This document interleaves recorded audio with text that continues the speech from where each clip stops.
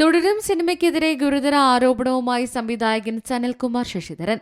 Facebook പോസ്റ്റിലൂടെയാണ് അദ്ദേഹം രംഗത്തെത്തിയത്. താൻ എഴുതിയ തീയാട്ടം എന്ന സിനിമയുടെ പകർപ്പാണ് ചിത്രമെന്ന് പറയുന്നുണ്ട്. കൂടാതെ തിരക്കഥ ഉടൻ പ്രസിദ്ധീകരിക്കുമെന്നും അദ്ദേഹം വ്യക്തമാക്കി. ഫേസ്ബുക്ക് പോസ്റ്റിന്റെ പൂർണ്ണരൂപം ഇങ്ങനെയാണ്: തുടരും എന്ന സിനിമ കണ്ടു. 2020 ഞാൻ എഴുതിയ തീയാട്ടം എന്ന സിനിമയുടെ ഉടുപ്പ് മോഷ്ടിച്ച് സിനിമയാക്കിയിരിക്കുന്നതാണ് തുടരും. അതിന്റെ ഉള്ള എന്താണെന്ന് മനസ്സിലാക്കാനുള്ള വിവരമില്ലാത്തതുകൊണ്ടോ തിരിച്ചറിയാത്ത രീതിയിൽ മാറ്റിയെഴുതാൻ മനഃപൂർവ്വം ഒഴിവാക്കിയതുകൊണ്ടോ ഉള്ളിപ്പോഴും ഭദ്രമാണ്. അമ്പി എന്ന ഓട്ടോറിക്ഷ ഡ്രൈവറുടെ ഓട്ടോറിക്ഷയിൽ ഒരാളെ കൊന്ന് അയാളുടെ തലയറുത്ത് വെച്ച ശേഷം അമ്പിയെ പോലീസ് കുടുക്കുന്നതാണ് കഥ.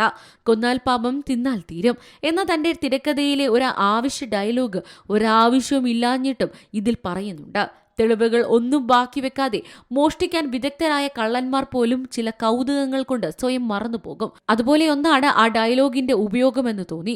മഞ്ജു വാര്യർ, ടോവിനോ തോമസ്, മുരളി ഗോപി, സുധീർ കരമന തുടങ്ങിയവർ അഭിനയിക്കുന്ന സിനിമയാക്കി സെഞ്ചുറി പ്രൊഡക്ഷൻ അതിന്റെ നിർമ്മാണം നടത്തുന്നതിനും ധാരണയായിരുന്നു. തിരക്കഥ ഇവരൊക്കെ വായിച്ചിട്ടുള്ളതുമാണ്.